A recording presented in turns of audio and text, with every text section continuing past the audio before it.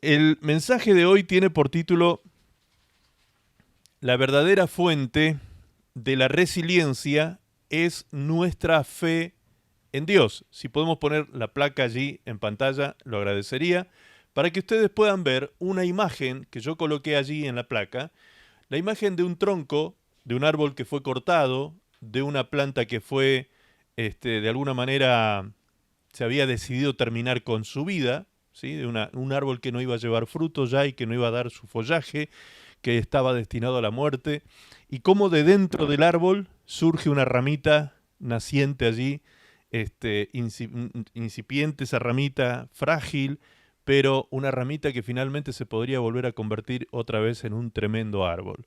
Cómo la naturaleza nos demuestra en esta imagen la resiliencia, la fortaleza de la naturaleza, cómo la naturaleza produce esa homeostasis, es la palabra técnica para decir cómo vuelve al equilibrio, ¿sí? Cómo busca volver al equilibrio y seguir adelante.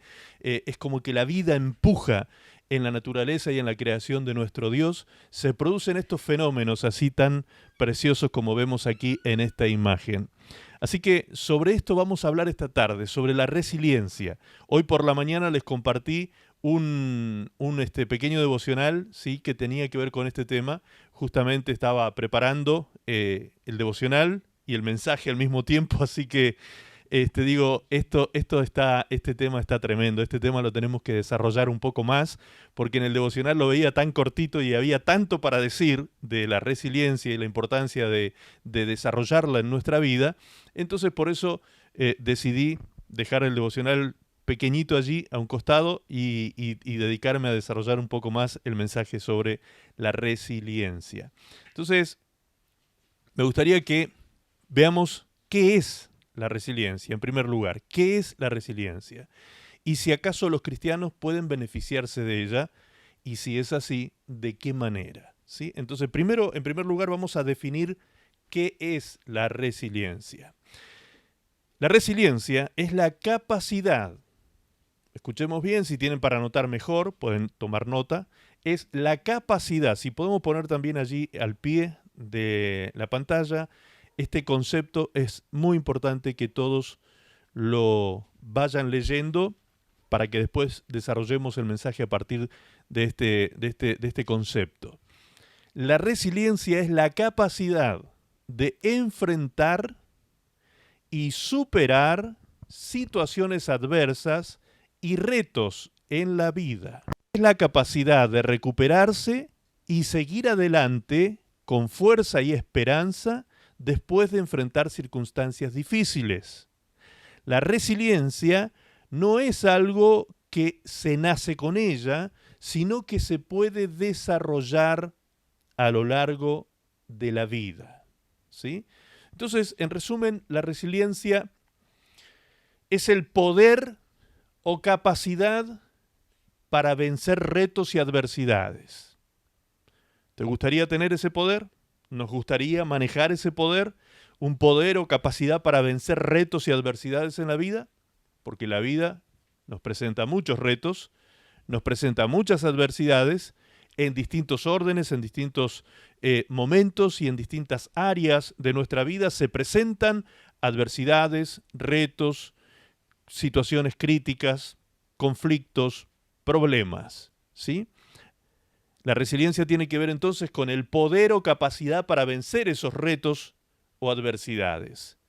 La resiliencia, según el concepto que acabamos de leer, también es el poder para superar, es decir, avanzar a niveles superiores. Avanzar a niveles superiores. Es el poder también de recuperación rápida.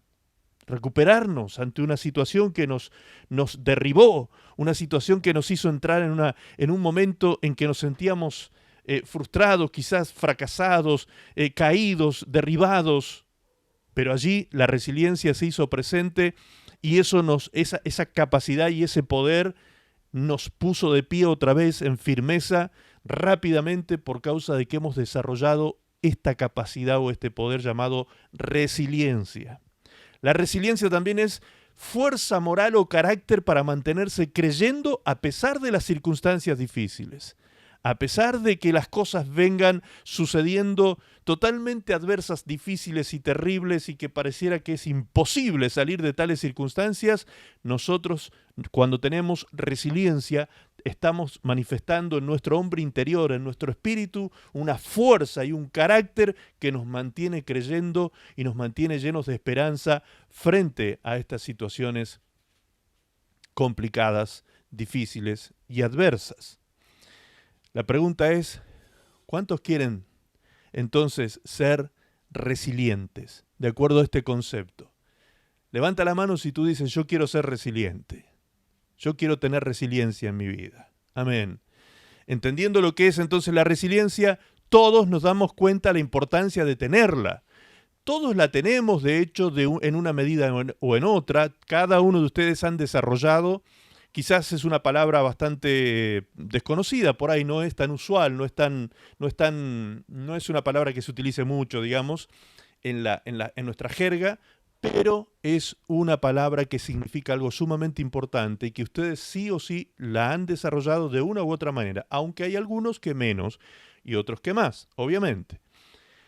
Nosotros estamos viviendo en este tiempo en lo que se conoce como la generación de cristal. ¿Han escuchado hablar de las distintas generaciones que se han venido hablando de las generaciones de allá de 1945, los niños de la posguerra?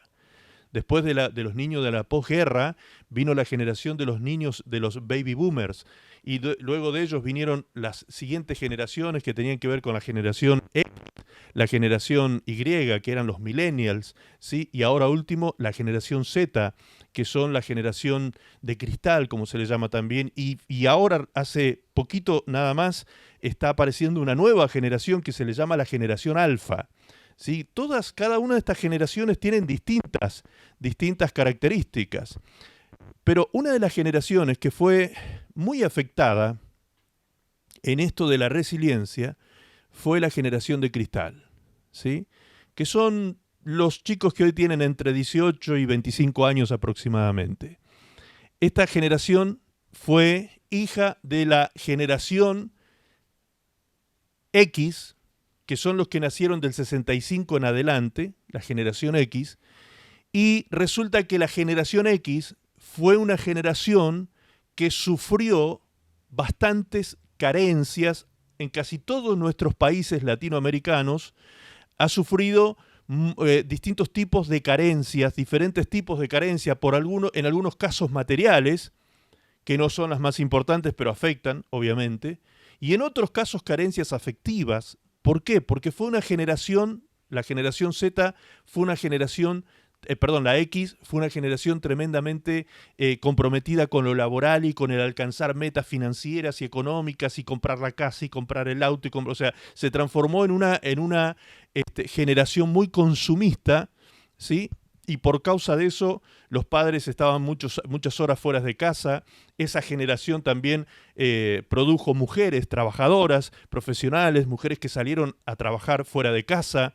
Entonces los hijos sufrieron las carencias afectivas, esos niños de esa época sufrieron tantas carencias que al sufrirlas de una manera o de otra, aquellos que no se entregaban al trabajo, y porque querían estar con su familia, pasaban carencias económicas, entonces siempre la carencia de por medio. Y esto de sufrir tanta carencia en esa generación, la generación X, hizo que se volvieran hacia sus hijos padres sobreprotectores. Padres sobreprotectores. Y padres que no querían que sus hijos sufrieran nada, que lo sufrieran lo menos posible. Padres que estaban todo el tiempo encima de sus hijos, mirando que no sufrieran ningún tipo, ni siquiera de trauma emocional. Se cuidaban hasta de cómo le hablaban a los hijos y qué le decían, porque no había que traumarse ni siquiera emocionalmente, ¿sí? Que no había que traumar ni siquiera emocionalmente a los niños, ni hacerlos sentir aflicción o dolor. No, estos padres querían que sus hijos fueran felices y por eso se dedicaron a darle todo y una sobreprotección enorme a estos niños. Y estos niños, por causa de eso, no han desarrollado una gran capacidad de resiliencia y por eso se frustran rápidamente, por eso no tienen la fuerza moral muchas veces para rápidamente salir de las situaciones de depresión, de conflicto, se frustran, se caen, se aíslan, se encierran, tienen una cantidad de cosas que son propias de esta generación de cristal, ¿sí? Se lastiman, son hipersensibles a algunas cosas, bueno, todo tiene que ver con esto de cómo ha ido la humanidad desarrollándose a lo largo de los tiempos. Y esta última, la alfa, la generación alfa, es la generación que se la conoce como la generación hiperconectada. Es la generación que dentro de pocos años, 10 a 20 años, será la generación del futuro hiperconectada, que vivirán en otro plano de la realidad totalmente diferente a la realidad que nosotros conocimos los que tenemos 50 para arriba. ¿Sí? Nosotros fuimos personas más de piel, como se dice, personas más de piel, entonces el trato social para nosotros es muy importante. Esto mismo, esto que es un experimento, una experiencia, la iglesia online, que hemos todos experimentado, ¿sí? Todos aquí estamos experimentando esto. Hay algunos que pueden soportarlo y otros que no. Que no. ¿Por qué? Porque necesitan la piel, necesitan el toque humano, necesitan el abrazo, necesitan estar con el ser humano haciendo contacto físico, ¿sí? Para poder sentirse contenido, amado, acompañado, sentir menos soledad. ¿Por qué? Porque somos una generación que valoramos otras cosas.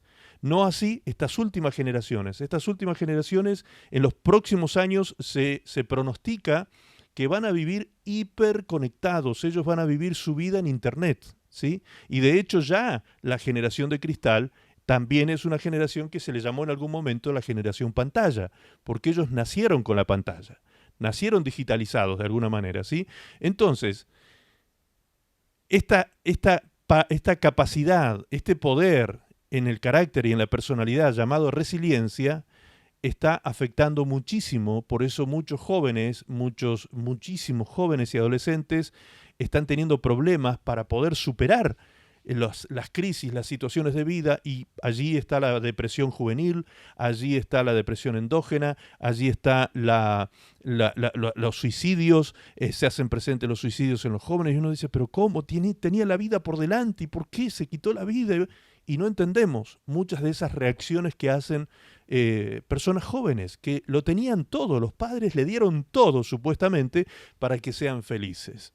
Sin embargo, esta generación hipersensible justamente fue muy sensible a cosas que ni nos imaginamos, porque por ejemplo, una de las particularidades que tiene esta generación es que no pueden soportar el daño a la naturaleza.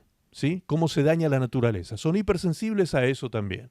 Entonces, cuando van a comprar una zapatilla, por ejemplo, un calzado, una tenis, como le dicen en algunos lugares, cuando van a comprar las tenis, ¿qué compran? ¿Compran cualquier cosa? No.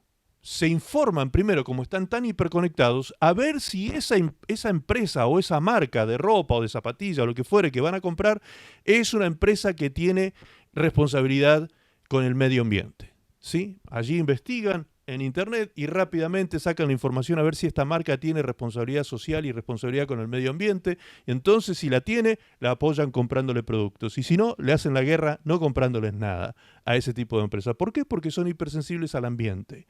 No soportan la injusticia, ¿sí? Son muy sensibles a la injusticia, cosas que no son malos, por supuesto, no son malas. Las generaciones anteriores éramos tolerantes a la injusticia. En generaciones anteriores, cuando se producía un acto de injusticia de un mayor a un menor, por ejemplo, la gente se quedaba calladita la boca. Muchas veces ocurría el abuso físico de los padres a los hijos, y los hijos se quedaban mudos, y los parientes se quedaban mudos, y los amigos se quedaban mudos, y todo el mundo se quedaba mudo. Nadie decía nada. Hoy en día los niños, estas generaciones están formados de otra manera, pero ya, como dicho vulgarmente, se pasaron de rosca, digamos, en la sobreprotección, y eso empezó a afectar a estas generaciones. Las empezó a afectar porque no les permite justamente desarrollar resiliencia. No tienen la fortaleza para reponerse rápidamente y mantenerse erguidos, ¿sí? Frente a una situación. Hay un dicho que dice, se dobla pero no se quiebra. ¿Sí? Es como el bambú, dicen el dicho. Hay un dicho que tiene que ver con esto del carácter de las personas que tienen mucha resiliencia y lo comparan con el bambú. la caña de bambú que se dobla es tan fibrosa que se puede doblar a 90 grados, pero no se quiebra, ¿sí? Y luego vuelve otra vez a su estado original. Entonces esta situación que se ha presentado en estas últimas generaciones ha hecho que muchas veces se doblen y se quiebren. Se doblen y se quiebren. Por eso aparecen tantas patologías mentales, tantas situaciones que están afectando a estas generaciones. Ahora, quizás alguno de ustedes dirá, bueno, pero yo no pertenezco a esa generación, así que este mensaje no sería tanto para mí. ¿Ah, no? Bueno, vamos a entrar en el mensaje y vamos a ver si realmente es o no es para nosotros también, que somos un poquito mayores. Vamos a desgranar este concepto. La resiliencia es la capacidad de enfrentar y superar situaciones adversas y retos en la vida, dijimos, ¿sí?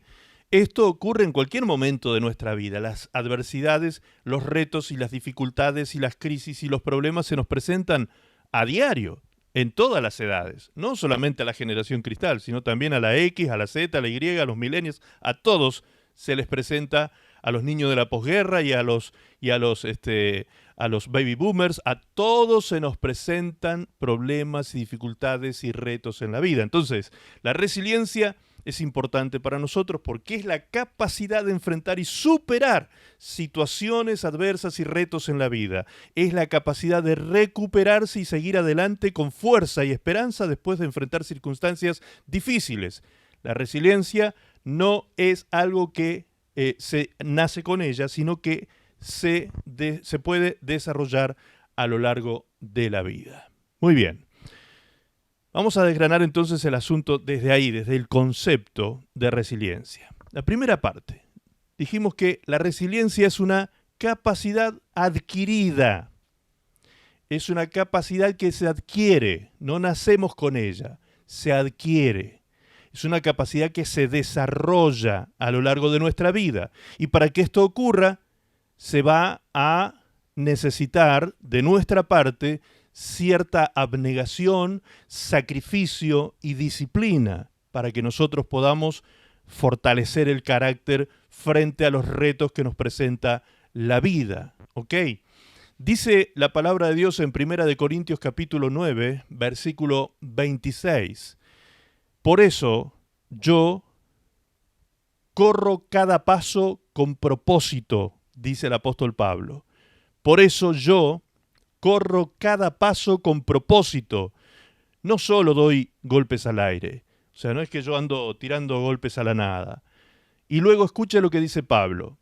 Disciplino mi cuerpo como lo hace un atleta. Lo entreno para que haga lo que debe hacer. De lo contrario, temo que después de predicarle a otros, yo mismo quede descalificado. Fíjense cómo el apóstol Pablo nos habla allí justamente de la importancia de la resiliencia en esta situación de hacer que el cuerpo haga lo que tiene que hacer, que la carne no comande mi vida, que las pasiones carnales no dirijan y gobiernen mi vida, sino que el hombre interior, el hombre espiritual, es quien toma gobierno del cuerpo, ¿sí? Y le hace hacer al cuerpo lo que debe hacer. Dice el verso 27, disciplino mi cuerpo como lo hace un atleta, es decir, me entreno en la piedad. Me entreno en la justicia, me entreno en la santidad, me entreno en hacer las cosas bien. ¿Ok? Por lo tanto, la resiliencia entonces se va a desarrollar de manera intencional. No es algo que va a venir a mi vida así y me va a caer como por acto de magia, me va a caer en la cabeza 1 kilo de resiliencia. ¿Sí? No se produce de esa manera. Es algo que lo voy a desarrollar intencionalmente. Cada vez que tenga el reto por delante, cada vez que tenga la situación adversa por delante, voy a decidir disciplinarme de tal manera que pueda enfrentar ese reto y esa dificultad para buscar la solución rápida y que eso a mí no me frustre, no me tire, no me voltee, no me derribe, ¿sí? Esa situación problemática. Entonces, es intencional, es por iniciativa propia. La resiliencia no va a venir a tu vida porque tu vecino se entrena para ser resiliente y de paso te contagió un poco de resiliencia, ¿sí? No es viral la resiliencia, no es viral, no se contagia, es algo que lo voy a conseguir yo por iniciativa propia y con la ayuda y la asistencia del Espíritu Santo en mi vida, obviamente. La resiliencia es a partir entonces de una decisión que se lleva a cabo con determinación. Amén. Eso es algo que nos enseña con su vida Josué.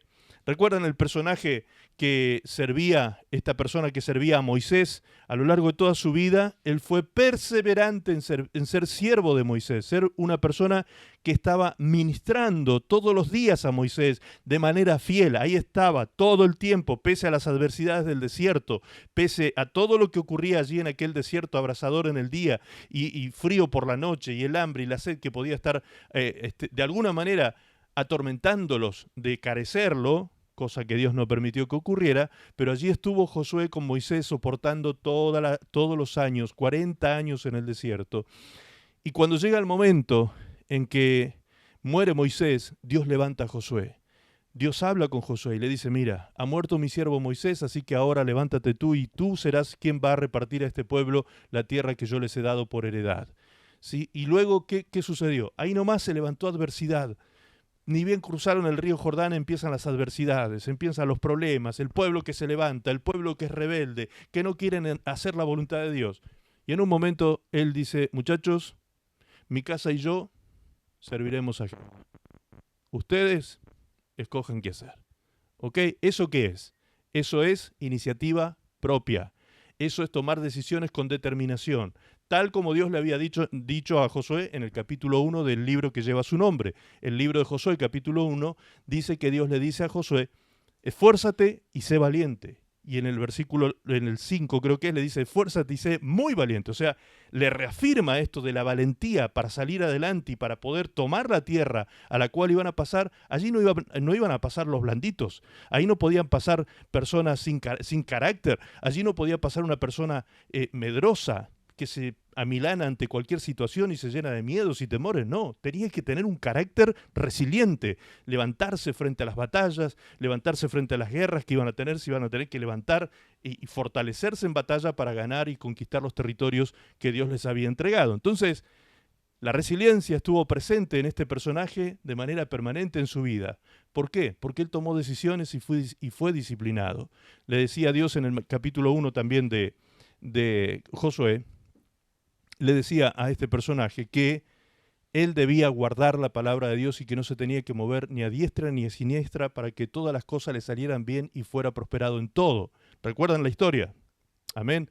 Entonces, para que este hombre viviera la vida que vivió, con las victorias que obtuvo y con la abundancia que él recibió, la bendición de Dios en la tierra prometida, eso quiere decir que fue un hombre de disciplina. Tal como Pablo nos dice, disciplino mi cuerpo no me hace hacer lo que él quiere, mi carne no me domina, las pasiones de mi carne no me llevan de aquí para allá de manera altos y bajos y en crisis y en depresiones y en deseos de morirme. No, yo tomo la decisión de cómo vivir mi vida victoriosa en Cristo Jesús. Y no tiro, no golpeo al aire como los boxeadores. Dice, yo no estoy tirando trompadas al aire como un boxeador que no ve a su contrincante. No, yo cada paso que doy, cada trompada que tiro, la tiro con propósito, dice Pablo, porque conozco quién es mi enemigo, sé quién es mi enemigo y a él apunto.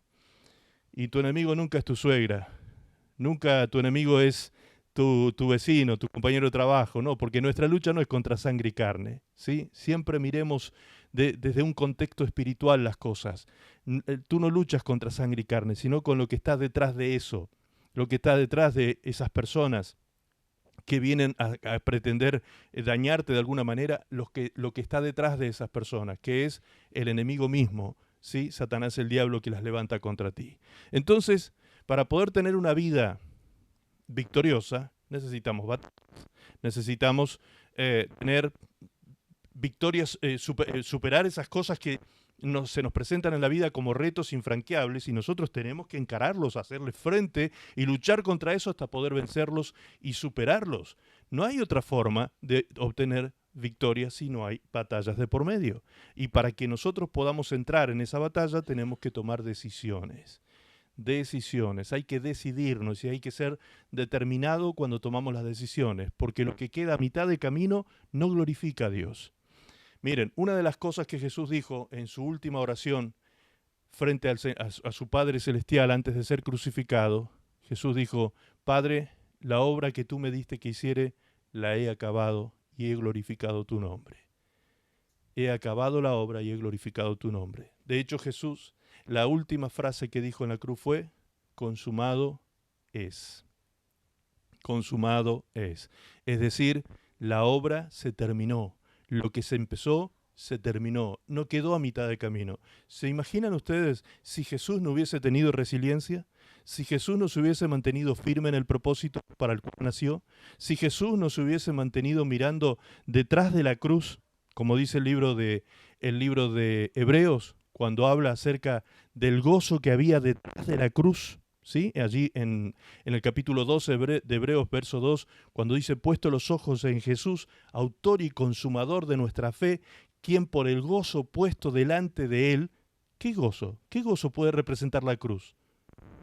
¿Qué gozo puede representar si era la muerte más cruenta que existía en aquel tiempo?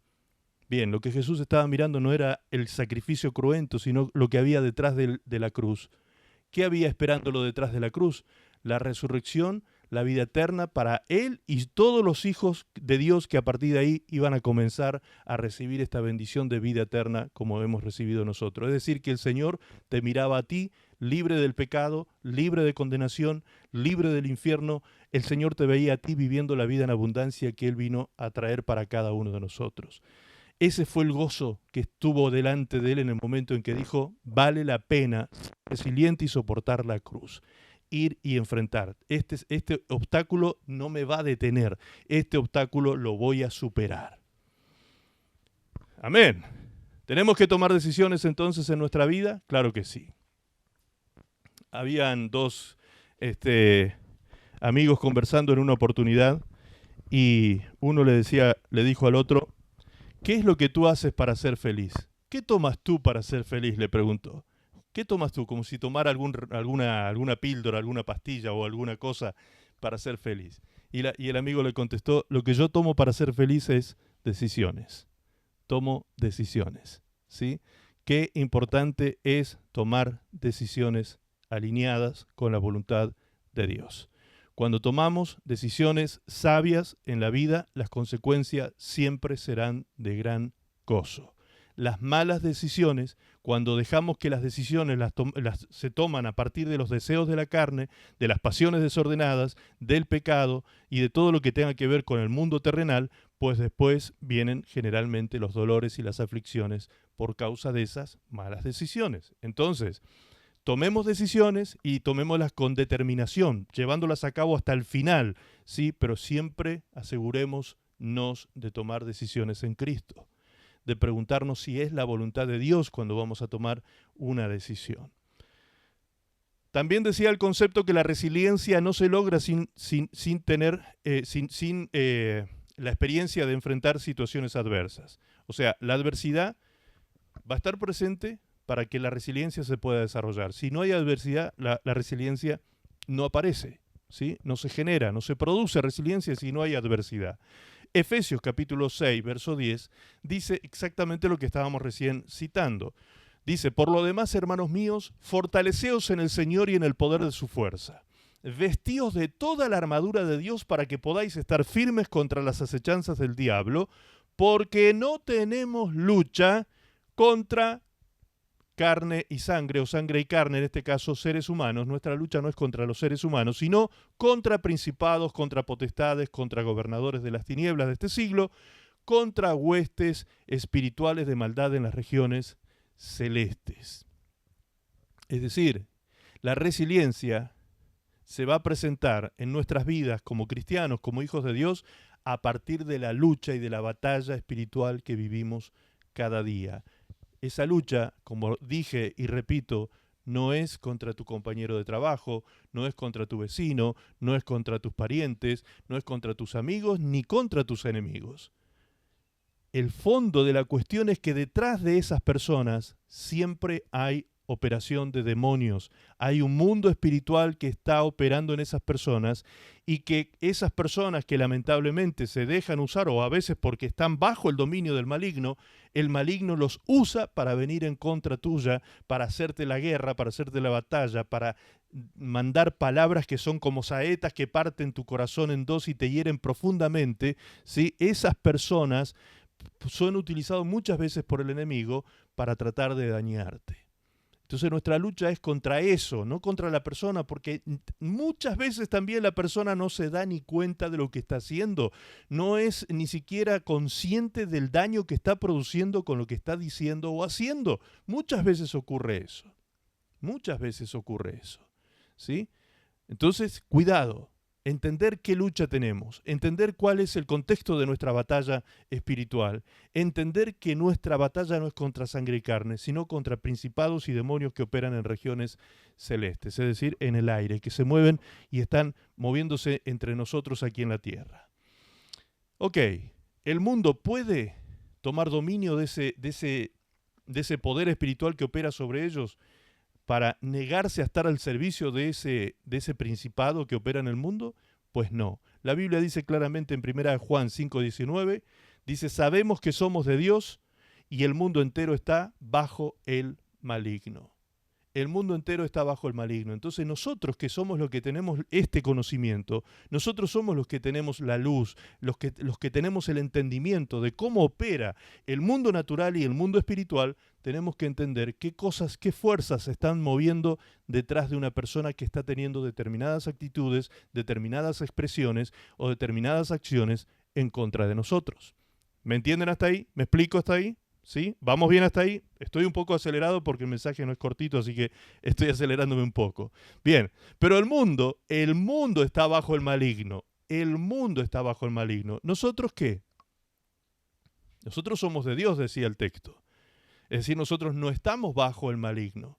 Y ahora, ¿el maligno está o no está debajo de quién? ¿O debajo de quién está o no está? ¿Sí? Vamos a analizar eso también. Efesios capítulo 1, verso 22 dice así. Dios ha puesto todo bajo la autoridad de Cristo. ¿Qué hizo Dios? Dios ha puesto todo bajo la autoridad de Cristo, a quien hizo cabeza de todas las cosas para beneficio de ¿quién? Escuche esto, hermano, esto es tremendo. Dios, el Padre, ¿qué hizo? Ha puesto todas las cosas bajo la autoridad de Cristo. Eso ya es tremendo, leer eso y entender eso es impresionante. Ahora, ¿y para qué hizo Dios eso? ¿Para qué Dios puso todo bajo la autoridad de Jesucristo? De su Hijo Jesucristo. ¿Para qué? El texto mismo lo dice y lo responde. A quien hizo cabeza de todas las cosas para, ahí está el propósito. La preposición para lo explica.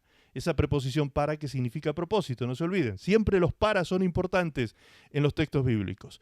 Para beneficio de la iglesia.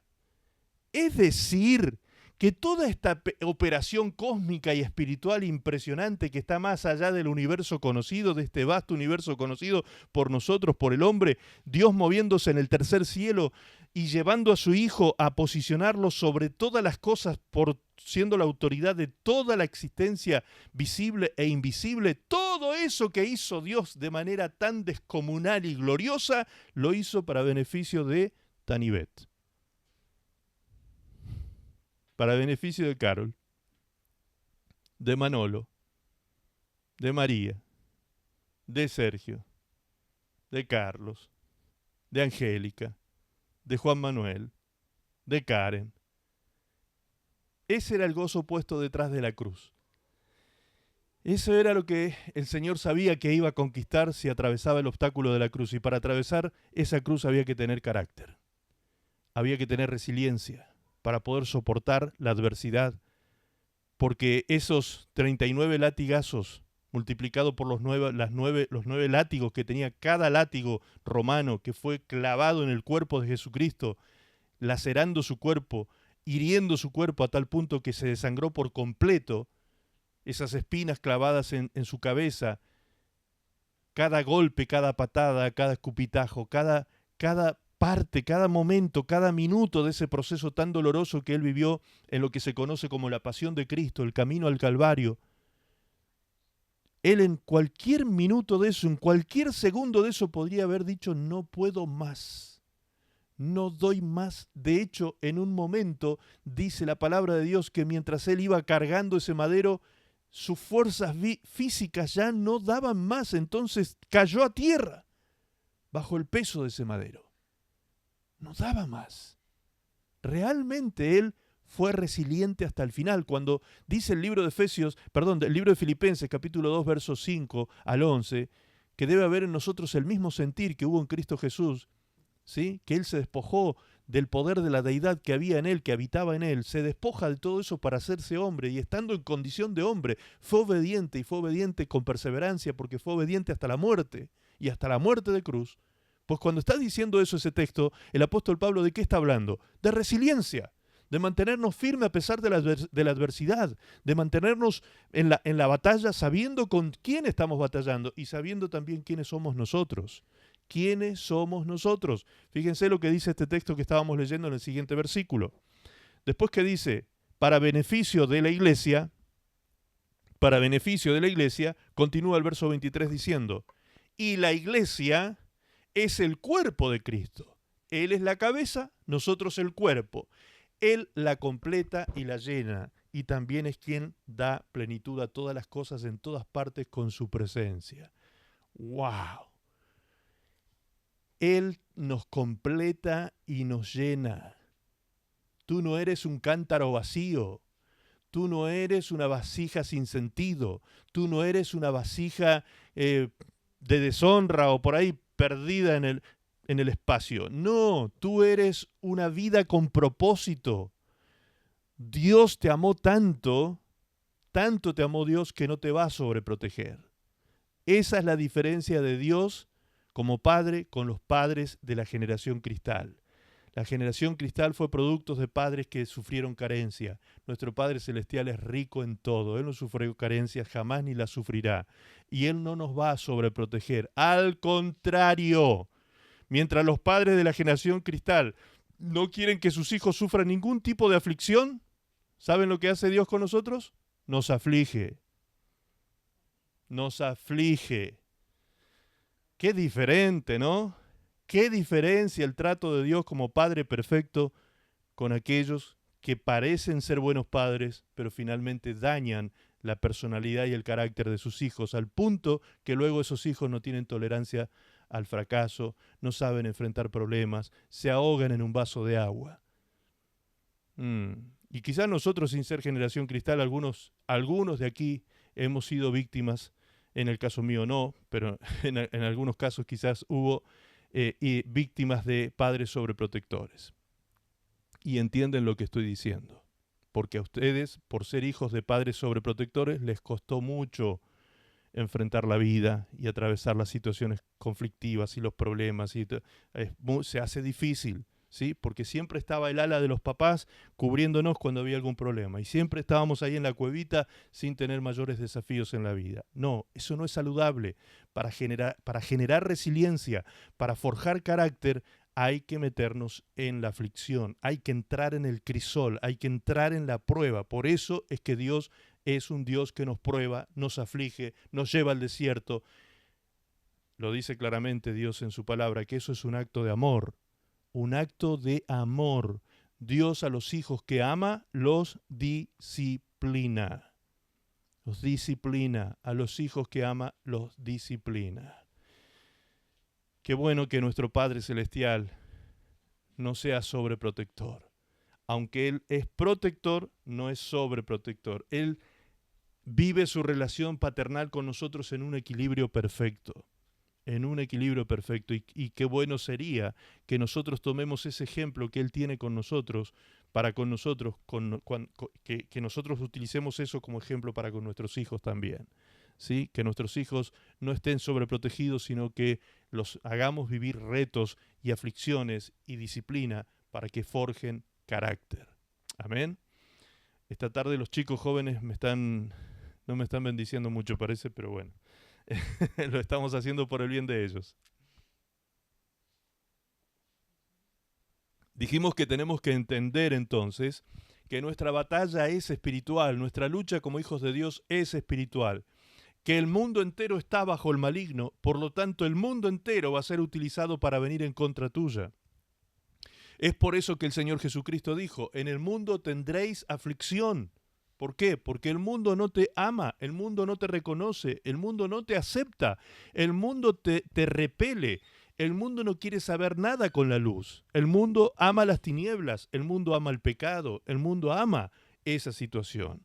El mundo es el que se autoexcluye de la gracia de Dios y de vivir en la luz que Dios ha traído al mundo, precisamente, que es Cristo Jesús. Ok, entonces, si entendemos este cuadro, este contexto, y entendemos quiénes somos nosotros, la cosa empieza a cambiar. Y eso a nosotros nos da justamente la fe que necesitamos. La fe es producto del conocimiento de la palabra de Dios. Entonces, la fe que necesitamos viene cuando entendemos quiénes somos. Nos conocemos nosotros en Cristo. ¿Sí? Cuando nos conocemos en Cristo y entendemos quiénes somos en Cristo, ahí viene la victoria, la fortaleza, el poder en la debilidad, como Pablo también decía acerca de sus debilidades. Dice el texto de Lucas capítulo 10, verso 19. Jesús dijo estas palabras: He aquí os doy potestad.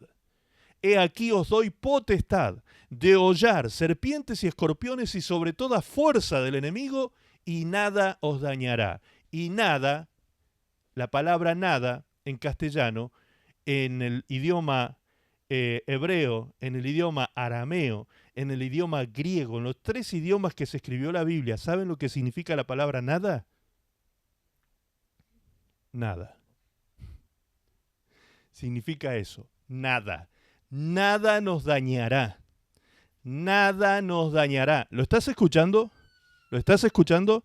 Nada nos dañará. Ese mundo espiritual que opera en las regiones celestes, ese mundo que muchas veces quiere venir a asustarnos y que nosotros lo sobredimensionemos y hasta hacen películas en el mundo para poder meternos miedo acerca de ese... No, nada te dañará. Lo que dijo Jesús es verdad absoluta, es palabra de Dios y permanece para siempre, es palabra eterna.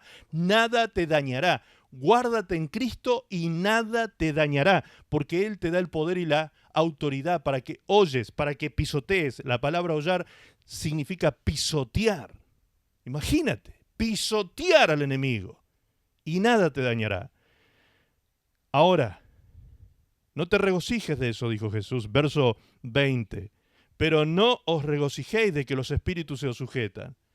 No te regocijes tanto de eso, sino de qué. ¿Qué es más importante que esto de ser victorioso en las batallas?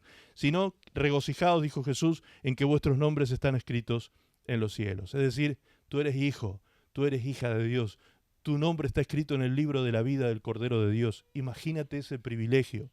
Ese es el verdadero gozo, el motivo de gozo. No que un demonio pobre, infeliz y derrotado ante la cruz del Calvario se te caiga de rodillas delante de ti. No, Él fue derrotado en el nombre de Jesús y en su nombre tenemos autoridad. Es en su nombre.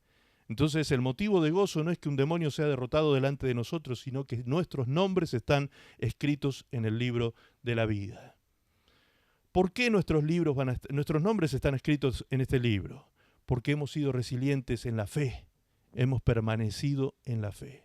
La resiliencia tiene que ver con permanecer, permanecer, permanecer, perseverar, perseverar, perseverar, a pesar de todas las dificultades, las adversidades, los problemas, las crisis. No, si entendemos, si empezamos a entender el contexto de todo esto de la resiliencia, nos damos cuenta que es una bendición cada vez que hay un problema, es una bendición cada vez que hay una prueba, es una bendición cada vez que hay una aflicción. ¿Por qué? Porque cada día vamos a ser más y más y más y más resilientes, cada día más fuertes en batalla, cada día menos frustración, cada día menos dolor por causa de un problema, una dificultad. Vamos a aprender a resolver esos problemas en el nombre de Jesús y con la sabiduría de lo alto, y vamos a salir en victoria. Y nada nos va a quitar el sueño y no vamos a entrar en ansiedades porque el mundo se está cayendo a pedazos y se viene abajo. Nosotros no, porque no somos de este mundo. No somos de este mundo, no estamos viviendo bajo los criterios y las normas de este mundo. Nosotros somos hijos del Dios Altísimo. Estamos en el reino de Dios, donde el que reina es Dios. El que gobierna es Dios. El que protege es Dios. ¿Cuántos pueden decir amén levantando su mano? Gloria a Dios. Entonces, ¿qué nos queda a nosotros? ¿Qué nos queda a nosotros? Lo que nos queda es ejercer esa autoridad. Ejercer esa autoridad. Muchas veces el cristiano que anda allí bajo las circunstancias de la vida, sufriendo como los achaques que el diablo viene y los golpea de lado a lado, le da un bife y un bife a la derecha y otro a la izquierda. En vez de ponerle la mejilla al enemigo, como decía Jesús, le ponen la otra mejilla al diablo, le ponemos a veces. No, amados, ejerzamos la autoridad que tenemos en Cristo Jesús. Ahora fíjense lo que dice Santiago 4:7, dice así: por eso obedezcan a Dios, háganle frente al diablo y él huirá de ustedes. La resiliencia. ¿Dónde tiene que estar puesta la resiliencia? La capacidad y el poder de ser resistentes, persistentes y perseverantes. En la obediencia a Dios. En la obediencia a Dios, en el sometimiento a Dios. La versión Reina Valera dice: someteos pues a Dios, resistid al diablo y él huirá de vosotros. ¿Te das cuenta de la importancia de la resiliencia? Qué importante que es permanecer, perseverar, ¿sí? Estar firmes en Cristo, mantenernos frente a los retos, las batallas y las adversidades, entendiendo el contexto en que se dan. No dependemos de nuestras fuerzas, no dependemos de nuestro poder personal, no dependemos de nuestra virtud personal, dependemos de esa capacidad que se desarrolla en nosotros por gracia de Dios, porque el Espíritu Santo viene a nosotros para hacernos fuertes en nuestras debilidades. Amén. Otra parte del concepto de la resiliencia decía: la resiliencia no se trata de no caer. Tiene que ver con esto, mejor dicho. Lo que estábamos leyendo como concepto nos lleva a este subconcepto o subtema, ¿sí? Que la resiliencia no se trata de no caer. O sea, a ver, si soy resiliente, si soy perseverante, si soy firme de carácter, no voy a caer. Nunca voy a caer. No, no se trata de eso. No se trata de eso. La resiliencia no se trata de no caer, se trata de levantarse todas las veces que caigamos. Eso es la resiliencia. No es que no vas a caer, no, porque no estás en un estado de perfección y de glorificación todavía donde no puedas caer. Nadie, ninguno de nosotros está en ese estado todavía. Mientras estemos en este cuerpo, van a existir caídas. Va a haber momentos de caídas. Tenemos que estar nosotros por eso preparados con la resiliencia necesaria para que cuando esa caída se produzca nos podamos levantar rápidamente. Para eso nos ayuda esa resiliencia, esa capacidad que nos da el Espíritu Santo. Proverbios 24:16. Proverbios 24:16 dice: porque 7 veces cae, ¿quién? ¿El pecador? ¿El injusto? ¿El impío? No, el justo. Porque 7 veces cae el justo y vuelve a levantarse, mas los impíos caerán en el mal. Entonces, en el fondo, la caída de un justo no es un fracaso, no es una derrota final. La caída de un justo vendrá a ser finalmente un aprendizaje, un capital de conocimiento que nos producirá a nosotros un aprendizaje para no volver a repetir los mismos errores o para no volver a cometer las mismas malas decisiones que tuvimos en el pasado. La caída entonces me hace también tomar conciencia de mis limitaciones.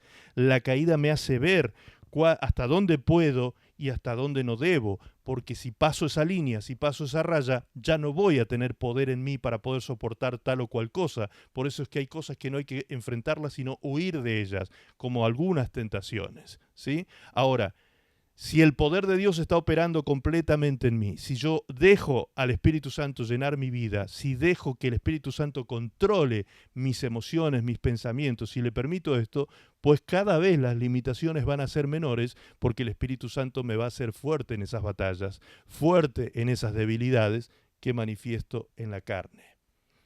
Esto es comprender lo que Jesús dijo en San Juan capítulo 15, verso 5, cuando dijo Jesús: yo soy la vid, vosotros los pámpanos.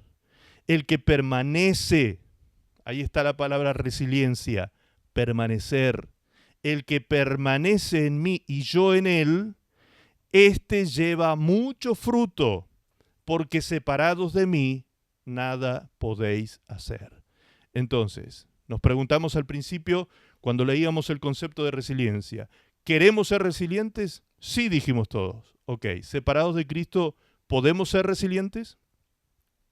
No. Es en Cristo que somos resilientes. Es en el poder del Espíritu Santo que vamos a ser resilientes.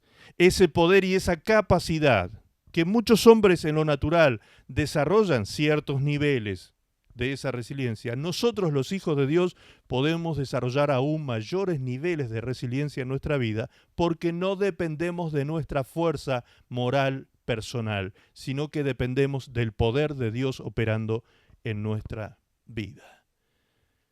¿Decimos amén? Gloria a Dios.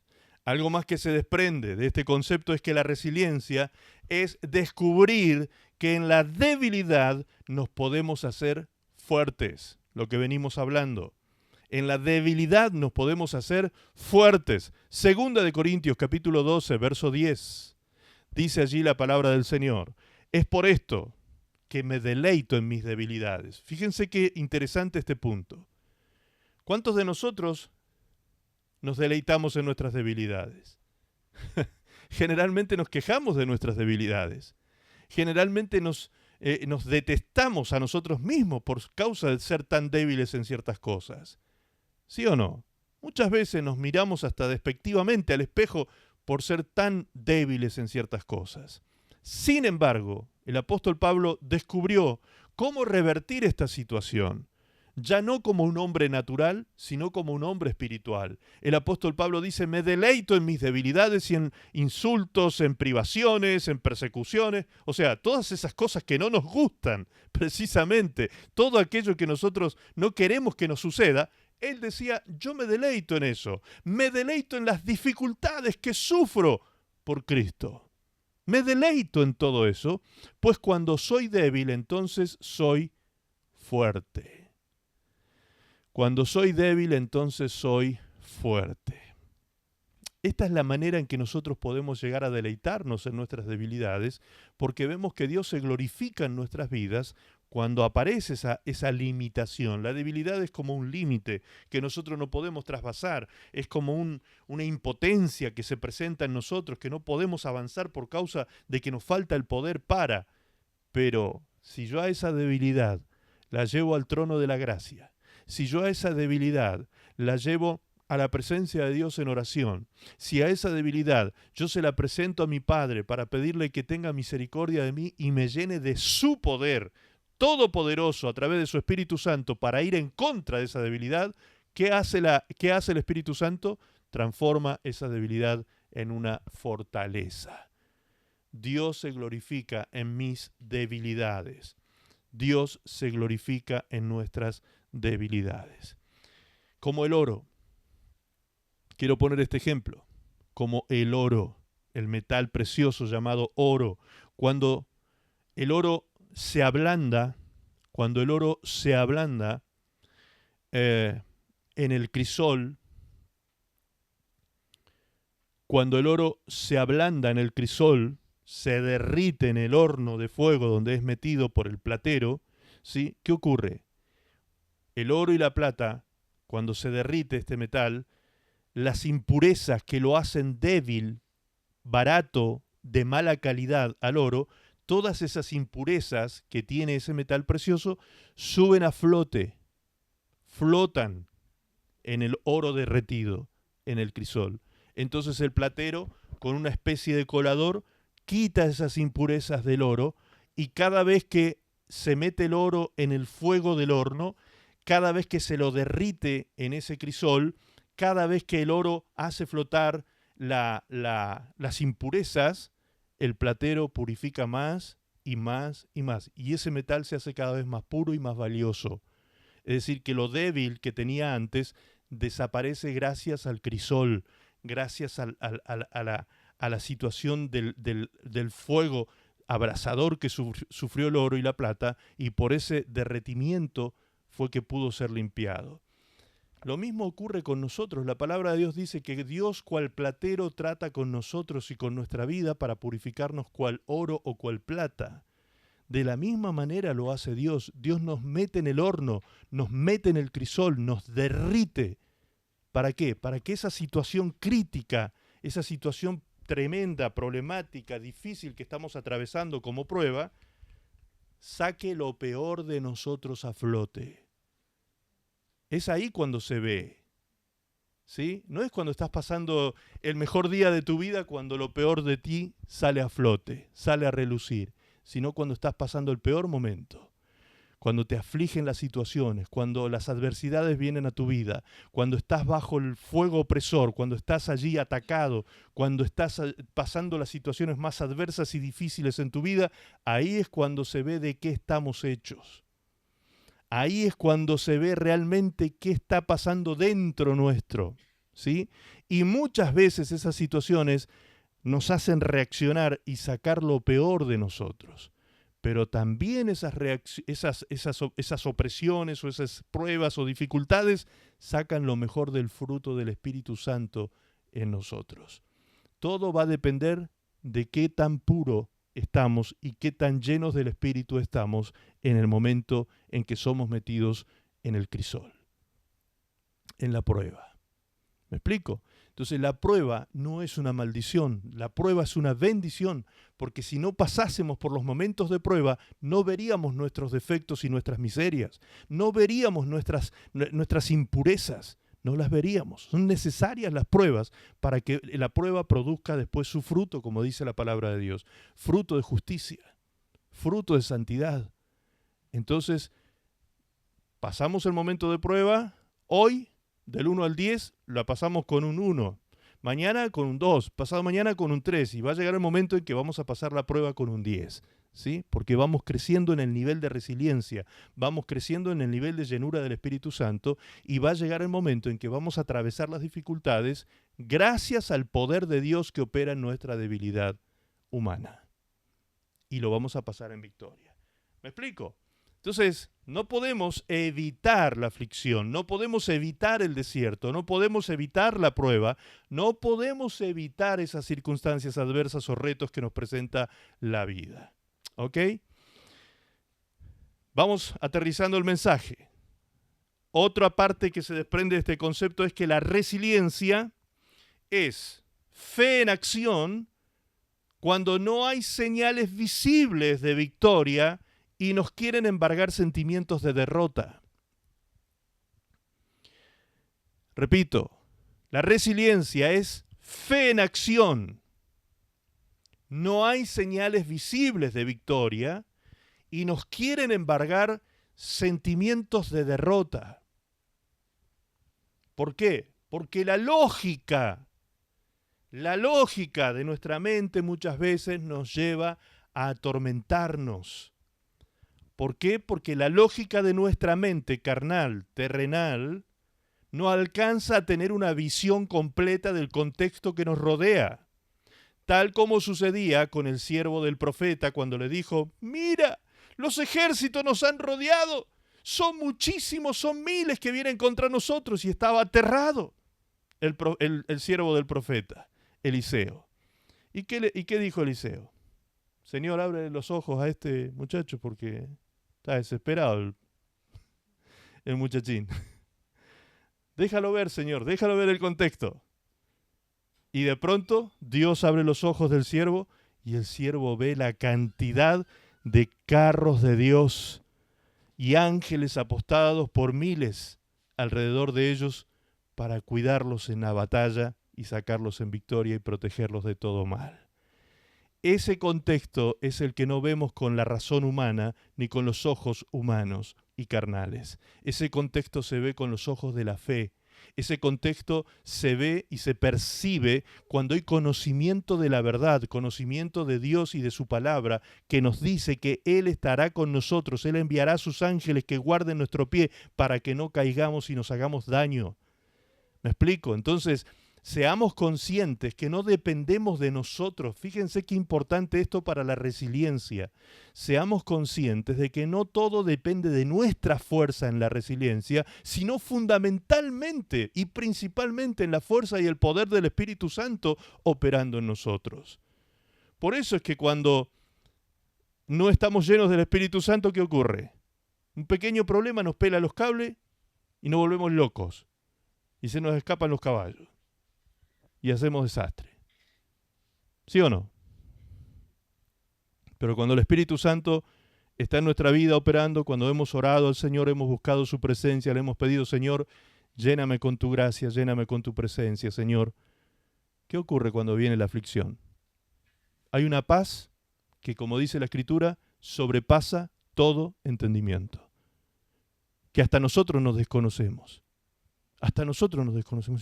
Pero yo en otra situación habría hecho una locura ante esto.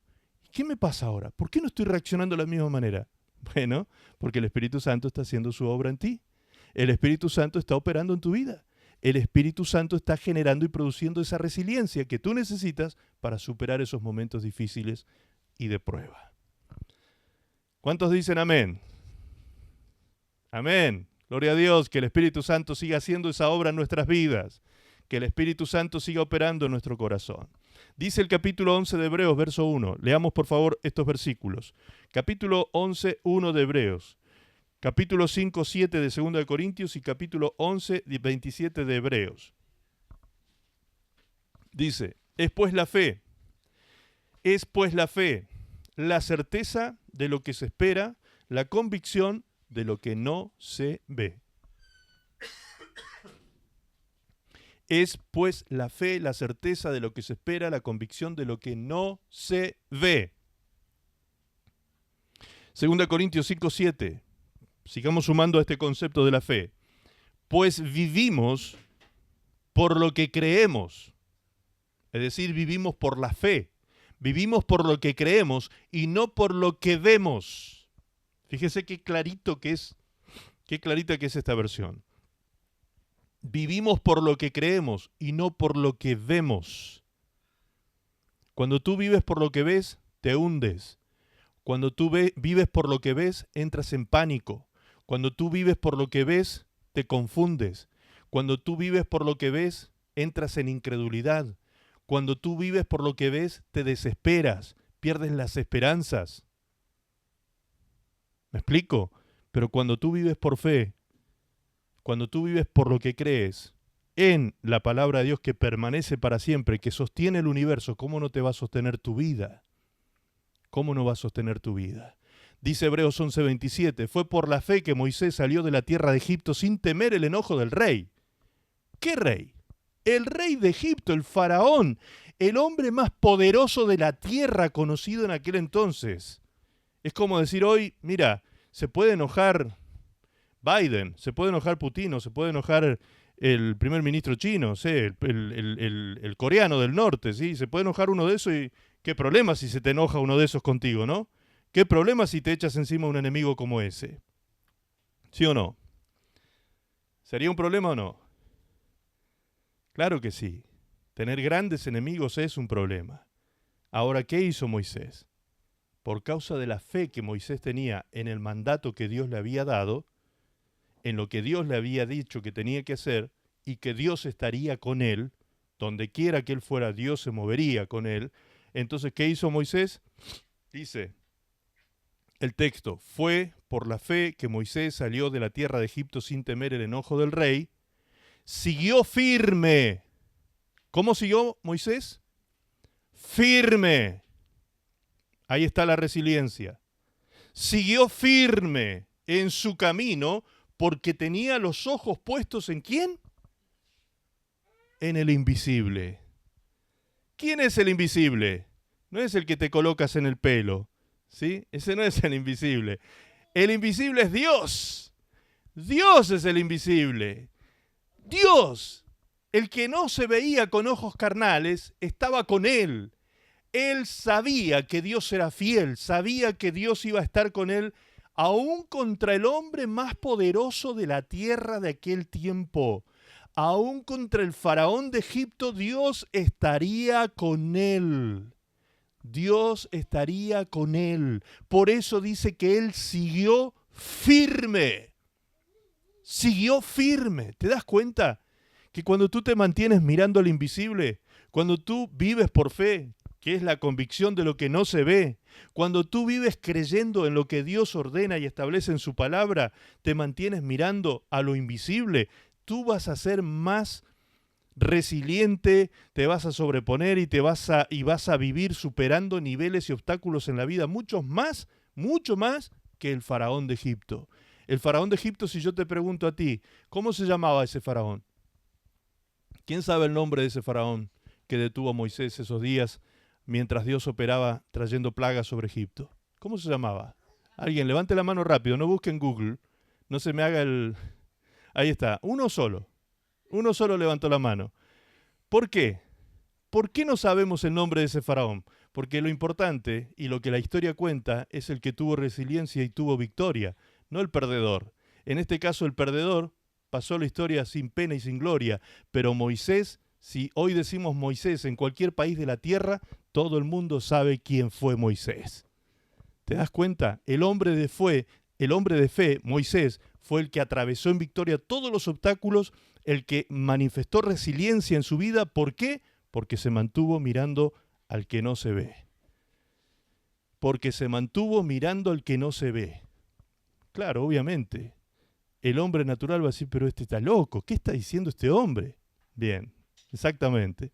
Estas cosas son locuras para la mente humana, dice 1 Corintios capítulo 2.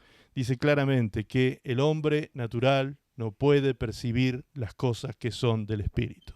No las puede entender y le son locura. Amén. Nosotros sabemos que Dios está con nosotros. Hoy escuché varios de los testimonios, me gozaba escuchando estos testimonios, y 2 o 3 personas dijeron, la verdad que no nos cansaríamos de dar gracias a Dios de tantas cosas que Dios ha hecho todos los días de nuestra vida. Y por supuesto, porque es así, reconocemos a Dios en cada acto de nuestra vida, aún en el momento que abrimos los ojos y despertamos a un nuevo día. Es un milagro de vida, es un milagro de la gracia de Dios sobre nosotros. ¿Te das cuenta qué maravilla? Qué milagros preciosos vivimos todos los días, la compañía de Dios, la provisión de Dios, las dificultades. Hoy subí en mi Facebook esta mañana un texto que suelo subir algunas cosas así un poco controversiales, pero lo hago para disparar justamente la mente del que lee y se dé cuenta, ¿sí? Perciba que las cosas a veces no son como el mundo lineal en el que vivimos nos presenta. Un pequeño post que decía que disfrutemos el tiempo de la prosperidad. Mientras podamos, disfrutemos ese tiempo de la prosperidad, pero reconozcamos que así como viene la prosperidad, también viene el tiempo de necesidad, muchas veces producto de que Dios lo hace, Dios lo produce. Y yo no puse el texto bíblico, pero eso es un texto del libro de Eclesiastés. En el libro de Eclesiastés dice precisamente así. Es decir, Dios muchas veces nos deja disfrutar de un tiempo de prosperidad, pero cuando llega el momento de que tenemos que subir niveles, crecer y desarrollar resiliencia, Dios va a producir la aflicción. La aflicción puede venir, la carencia puede venir. Ahora, si yo entro en incredulidad en ese momento, si entro en confusión, si entro en duda, si entro en temor, si entro en pánico, en ese momento no manifiesto fe. ¿Qué es lo que ocurre con ese tiempo de crisis? Pues la crisis se vuelve plástica. La crisis se empieza a estirar en el tiempo y se alarga en el tiempo mientras yo no regrese a Dios en fe y diga, Señor, ok, aquí estoy, ya entendí, tú estás tratando conmigo y me quieres llevar a otro nivel de fe, así que, Señor, gracias por la prueba, gracias por la dificultad, te agradezco, Señor, por este problema que vino a mi vida, te agradezco porque sé que tú con esto vas a sacar lo mejor del Espíritu Santo en mí y lo peor de mí también saldrá de mí. Amén. Entonces, cuando entendemos el proceso y la dinámica del trato de Dios con nosotros, hasta eso se vuelve una bendición. ¿Por qué? Porque a los que amamos a Dios, todas las cosas, y esa palabra toda, que es el contravalor de nada, significa lo mismo en hebreo, en arameo y en griego, significa todas las cosas nos ayudan a bien. Todas las cosas nos ayudan a bien. ¿Es posible ver al invisible? ¿Es posible ver a Dios? Pues si no fuera posible, Hebreos capítulo 12, verso 2 no diría, puesto los ojos en Jesús. No diría la Biblia eso, que debemos tener nuestros ojos puestos en Cristo. Entonces sí se puede mirar al invisible. Romanos 4:18, ya estamos yendo a la conclusión del mensaje. Romanos 4:18 dice acerca de un ejemplo tremendo de resiliencia, que fue el ejemplo de Abraham. Abraham, tremendo ejemplo de resiliencia. Lo vamos a leer solamente. Dice, él creyó en esperanza contra esperanza, para llegar a ser padre de muchas gentes, conforme a lo que se le había dicho, así será tu descendencia. ¿Quién le había dicho eso a Abraham? Dios, el invisible. El invisible le había prometido, tú serás padre de gran descendencia, de naciones. Y resulta que él era viejo, anciano, y su esposa estéril. Dígame cómo. ¿Cómo? La mente natural, la razón. ¿Qué nos va a responder? La lógica, ¿qué nos va a decir? ¿Cómo va a tener una mujer a los 90 años va a tener familia? Sin embargo, Sara se rió, pero después tuvo que llorar, porque terminó dando a luz un hijo, Isaac. ¿Sí? Un hijo, Isaac. Isaac fue padre de Jacob, Jacob padre de las 11 tribus de Israel, de los 11 patriarcas. Formaron una nación. Esa fue una nación que salió de los lomos de Abraham. Ahora, fíjense lo que dice el texto. Romanos 4:19. Dice, no se debilitó en la fe. O sea, lo contrario a eso, ¿qué sería? Fue resiliente en la fe. No se debilitó en la fe al considerar su cuerpo.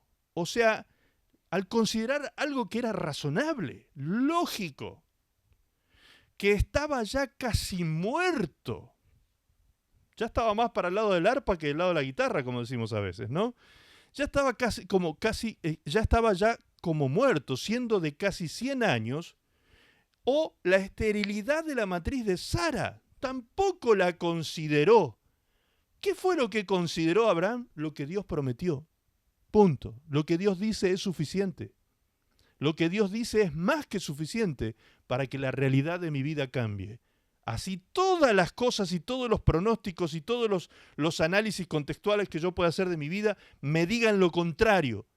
Si Dios dijo que me va a bendecir, Dios me va a bendecir porque Dios es fiel. Solo me debo mantener fiel, creyendo, firme, con los ojos puestos en el invisible, como lo hizo Moisés. Verso 20 dice, tampoco dudó por incredulidad de la promesa de Dios, sino que se fortaleció en la fe, dando gloria a Dios. ¿Cómo le damos gloria a Dios? ¿Te quieres fortalecer en la fe en los momentos difíciles, en los momentos de debilidad? ¿Quieres fortalecerte en la fe? Da gloria a Dios. ¿Qué significa dar gloria a Dios en esos momentos? Significa hablar de Dios más grande, diciendo que Dios es más grande que tu problema. Hablando de Dios en buenos términos, en términos de bendecir a Dios. Nosotros podemos bendecir a Dios. ¿Cuándo nosotros bendecimos a Dios? Cuando lo engrandecemos a Dios, cuando decimos que Él es más grande que cualquiera de nuestras crisis o problemas, y nos mantenemos creyendo en que su poder es suficiente para que nuestro problema sea solucionado en el momento que Él quiera. Él tiene el gobierno, Él tiene el dominio, Él maneja los tiempos y Él lo hará cuando quiera y como quiera. Y suficiente. Con eso entro en paz. Entro en paz, me fortalezco en fe. Dios tiene el dominio de todas las cosas en mi vida. Ah, pero mira, esta persona decía lo mismo que tú, pero al final se murió. Se murió esa persona. Ajá, ¿y cuál es el problema? Y que se murió. Entonces fracasó. Para la mente carnal y mundana es un fracaso la muerte. Para nosotros los hijos de Dios es la gran victoria final. La gran victoria final. Si alguna situación nos lleva a la muerte a los hijos de Dios, es la mayor ganancia que nosotros podemos tener, porque partimos para estar en la presencia de Dios por siempre y para siempre. Amados, ¿te das cuenta que no hay nada que pueda contra ti? No hay nada ni en esta tierra, ni en el mundo visible, ni en el invisible, que pueda venir a hacer daño a tu vida. Si tú te mantienes siendo resiliente, perseverante, firme en Cristo, siguiendo en el camino como hizo Moisés, sin dudar. Y cuando venga el ataque de la duda, ataca la duda. Ataca la duda glorificando a Dios. Abre tu boca para confesar victoria y no derrota.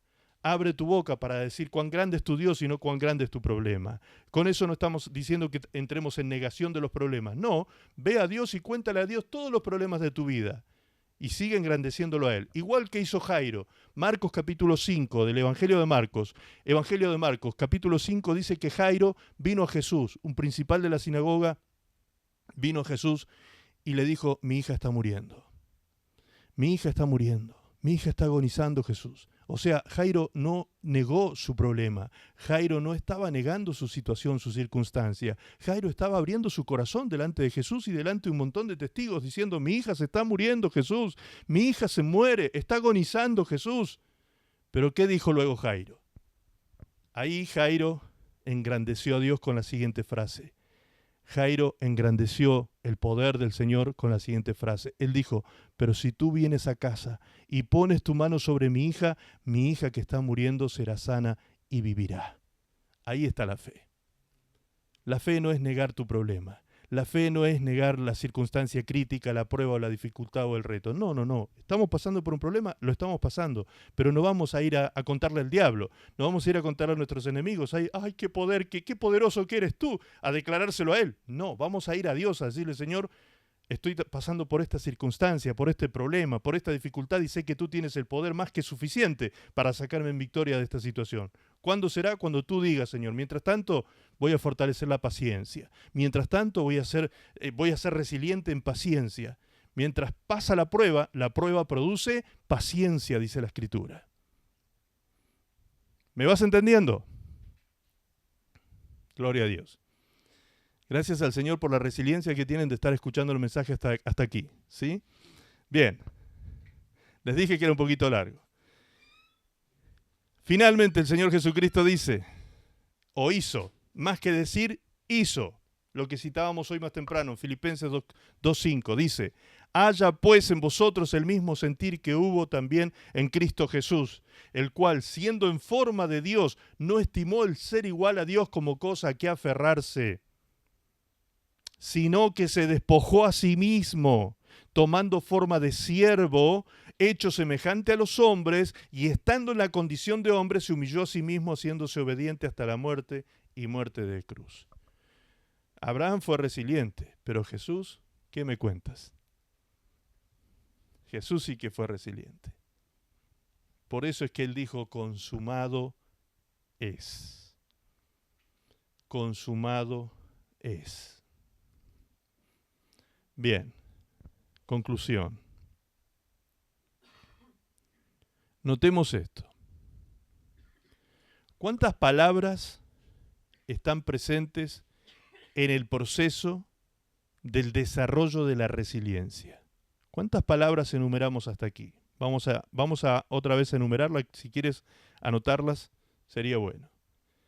Enumeramos sacrificio, abnegación, disciplina, adversidad, problemas, crisis, caídas, fracasos, debilidades, impotencia, frustración, sentimientos de derrota, desesperanza, desesperación, miedos, pánico. Todas estas cosas, todos estos condimentos están presentes en el momento en que vamos a desarrollar la resiliencia.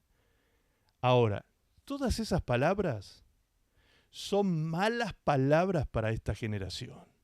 Una generación hedonista, una generación egolátrica, una generación humanista, una generación de cristal. Son malas palabras. Son palabras que no, por favor, evitemos eso. Evitemos el sacrificio, evitemos la adversidad, evitemos las caídas, evitemos las derrotas, los sentimientos de fracaso. Eso hay que tratar de evitar, hay que pasarla bien, hay que ser feliz, y a costa de lo que sea, tú tienes que ser feliz. Sé feliz a costa de lo que sea y después me cuentas. Después me cuentas a ver cómo te va. Yo te dejo ir. Y cuando regreses me cuentas cómo te fue. A ver cómo te fue. A ver, a costa de cualquier cosa vamos a ser felices. Bien. Eso es un acto de insensatez y de necedad. Eso es un acto de insensatez y necedad. La felicidad, producto del pecado, producto de la falta de resiliencia, porque falta carácter, ¿sí? Y nos entregamos a cualquier cosa para sentir algún momento de gozo, de felicidad, mezclamos gozo con felicidad y creemos que es todo lo mismo, y no es así. Es un acto de necedad y de insensatez. Entonces, alineémonos con la voluntad del Señor para que realmente podamos decir, como decía el apóstol Pablo, todo lo puedo en Cristo que me fortalece. Todo lo puedo en Cristo que me fortalece. Y agregó Pablo allí en el libro de 1 Corintios 15:10 diciendo, pero por la gracia de Dios soy lo que soy. Amén. Todo lo puedo en Cristo que me fortalece. Pablo estaba hablando de una situación especial en cuanto a la economía, en cuanto a haber pasado momentos de carencia. Y Pablo decía, en todo estoy entrenado. Sé ser pobre y sé ser rico. Sé vivir con abundancia y con carencia. Para todo estoy entrenado, porque todo lo puedo en Cristo que me fortalece. O sea, podemos pasar días de abundancia y días de carencia, pero eso no cambia nuestra fe puesta en Jesucristo, pero sí cambia nuestro carácter y nos hace crecer en resiliencia. Amén. Porque por la gracia de Dios somos lo que somos. Terminamos leyendo este texto, amados. Lo leemos como conclusión en Hebreos capítulo 11, 32, dice así.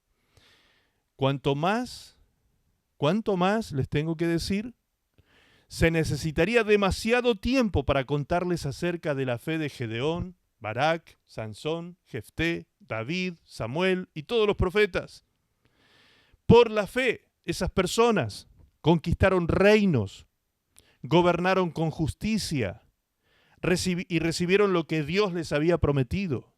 Cerraron bocas de leones, apagaron llamas de fuego y escaparon de morir a filo de espada. Y escucha lo que dice ahora.